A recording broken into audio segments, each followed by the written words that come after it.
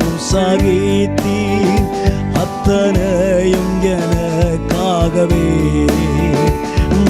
பாவியாம் என்னை நினைக்க மன்னான நான் எம்மாத்திரமையா.